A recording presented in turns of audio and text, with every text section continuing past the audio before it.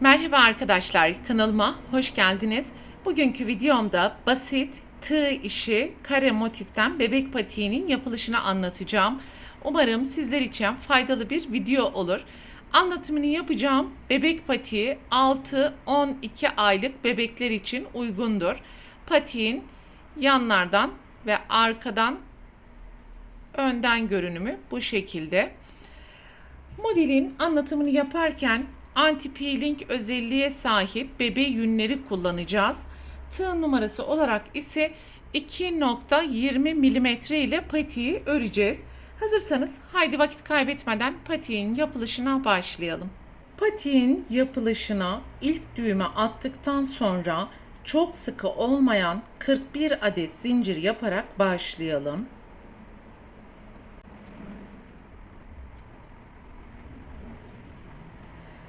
Ve 41 adet zinciri yaptıktan sonra 1, 2, 3. zincirden başlayarak yan yana 13 tane yarım trabzan yapalım.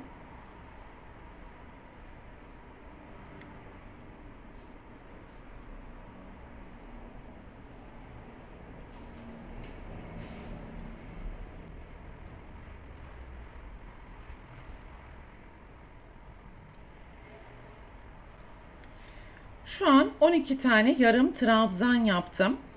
Ve 13. yarım trabzanı yaparken tığda 3 tane ilmek bekliyor. İkinci rengimize geçiş yaparak bu 3 ilmeği birlikte topladım. Şimdi yan yana beyaz ipi de alttan yürüterek sırayla her zincire yine 13 tane yarım trabzan yapacağız.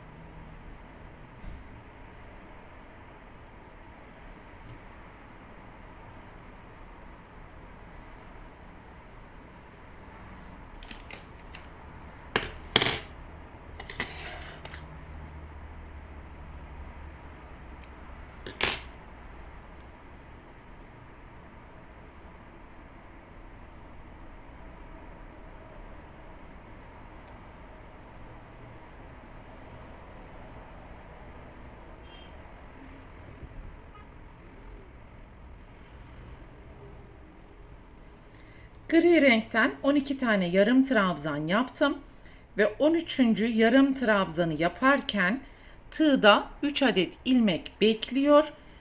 Griyi bırakarak beyaz renkle devam ediyorum ve 3 ilmeği birlikte kapattım. Şimdi griyi alttan yürüterek yan yana 13 tane beyaz renk ile yarım trabzan yapacağız.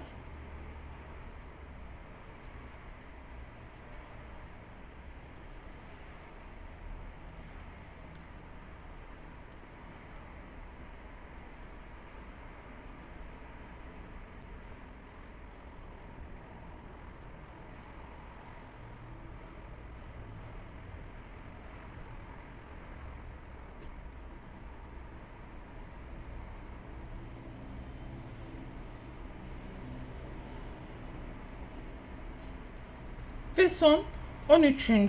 sık iğneyi de yaptım. Birinci kutuda 13 yarım trabzan, gri renkle 13 yarım trabzan ve tekrar beyaz renk ile 13 yarım trabzan yaptım. Şimdi yukarıya çıkacağız. Griyi tığın üzerine aldım. Birinci zincir, ikinci zincir ve deseni çeviriyorum. Tekrar griyi alttan yürütmeye devam edeceğiz.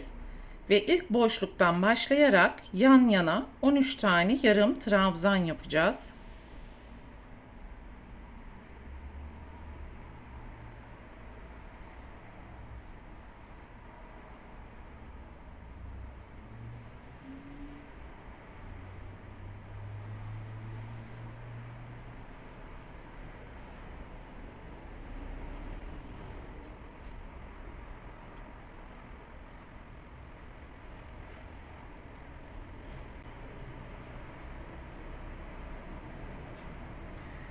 12 tane yarım trabzan yaptım ve 13. yarım trabzanı yaparken gri renge geçiş yapıyoruz. Bu kez beyazı alttan yürüteceğiz.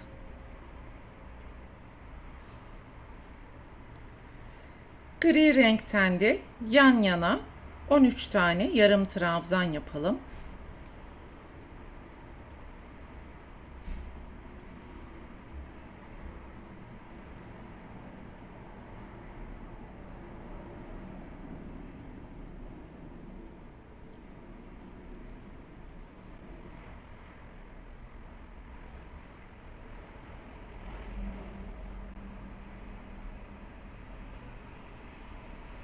Gri renkten 12 tane yarım trabzanı yaptım ve 13.'yü yaparken tığda 3 ilmek olduktan sonra beyaza geçiş yapıyorum ve beyaz renk ile griyi alttan yürüterek 13 tane yarım trabzan yapacağız.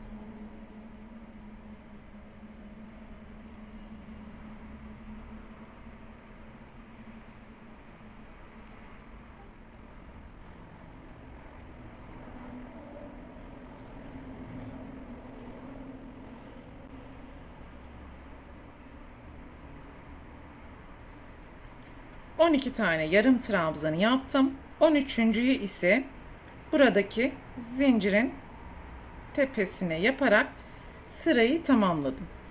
Griyi tığın üzerine aldım. 2 tane zincir. 1, 2.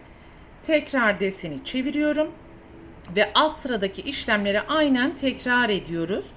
Gri rengi alttan yürüterek 13 sık iğne ve sırayla renk değişimi yaparak toplam 8 sıra olana kadar yapmaya devam edelim. Evet arkadaşlar, ilk yapmış olduğumuz zincirden sonra 1, 2, 3, 4, 5, 6, 7, 8 sıra yaptım.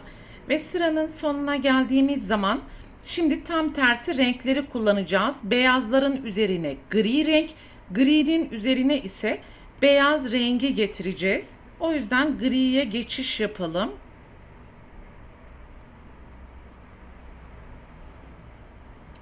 Beyazı tığın üzerine aldım. 2 adet zincir. Deseni çeviriyorum. Bakın, aynı işlemleri yapacağız. Sadece renkleri değiştireceğiz ve beyazı alttan yürüteceğiz. İlk boşluktan başlayarak yan yana 13 tane yarım trabzan yapalım.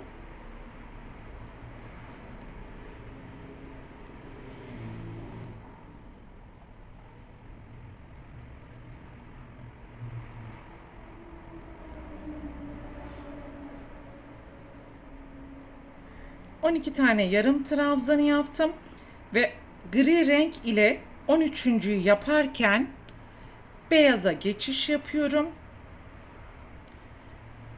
3 ilmeği birlikte kapattım.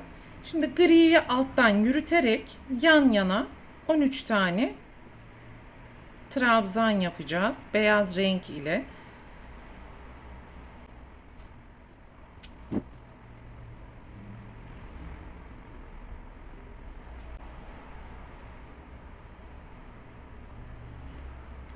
...12 tane yaptım. 13.'yü yaparken daima renk değişimi yapıyoruz.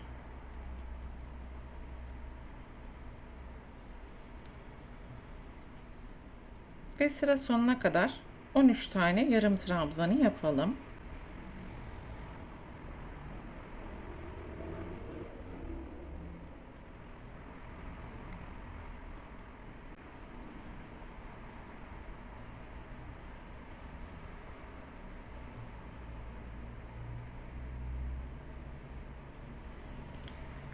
...13 tane yarım trabzanı yaptım. Tığın üzerine alarak 2 adet zincir, deseni çeviriyorum ve alt sırada yapmış olduğumuz işlemlerin aynısını tekrar edeceğiz. Renk sıralaması bu şekilde olacak arkadaşlar. Ve şu anki yapmış olduğumuz sırada da toplam 8 sıraya ulaşacağız. 8 sıra yaptıktan sonra birinci renk ile devam edeceğiz. Şu şekilde göstereyim. Kamera arkasında ben daha önce ördüm. İlk yapmış olduğumuz kutucuklar 8 sıra. Biz şu an buradaki sırayı yaptık. Yine 8 sıra.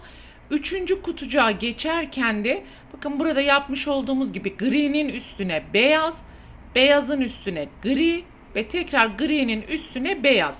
Yani her 3 kutucukta toplam 8 sıradan oluşması gerekiyor. Ve bu yapmış olduğumuz karenin ölçüsü yaklaşık 14,5 santimetre. Sizlerin kullanmış olduğu tığ numarasına, iplerin kalınlığına göre buradaki sıra sayısı değişebilir. Önemli olan yapacağınız karenin 14,5 ya da 14 santimetre olmasıdır. Ve yapmış olduğumuz her bir küçük karede görmüş olduğunuz gibi yaklaşık 5 santimetre. Küçük kareleri bu şekilde 5 santimetre yaparak da tam bir ölçü elde edebilirsiniz. Bu şekilde uzun olarak ölçtüğümüz zaman da tam olarak 5 santimetre. Ve şimdi patiğin dikme aşamalarına geçeceğiz. Burası ön yüz, diğeri ise ipleri gizlemiş olduğumuz arka yüz. İstediğiniz şekilde birleştirme yapabilirsiniz. Ve bitirmiş olduğunuz yer topuk bölümüne gelmesine dikkat edelim.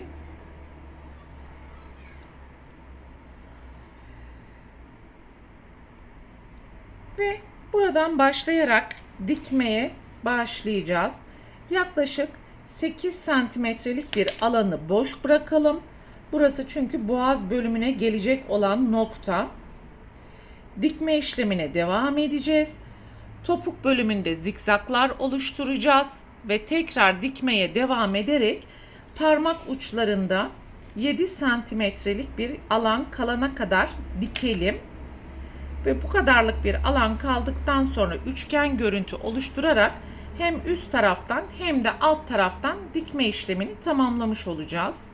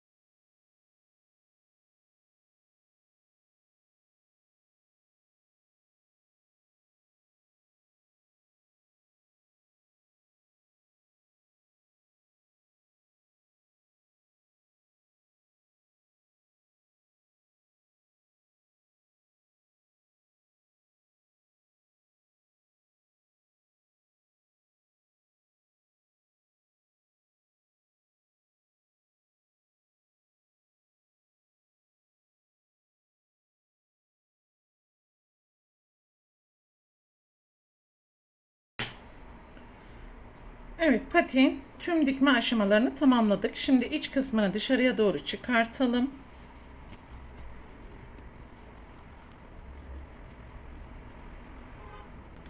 Ve arka tarafı patiğin taban bölümü. Bu şekilde de önden bir görünümü oluşmuş oldu. Burayı katladığınız zaman da yine farklı bir görünüm kazanmış olacak. Bu videoda anlatacaklarım bunlardan ibaretti. Umarım sizler için faydalı bir video olmuştur. Sonraki örgü eğitim videosunda görüşene dek lütfen kanalıma abone olarak videomu beğenmeyi unutmayın. Hoşça kalın.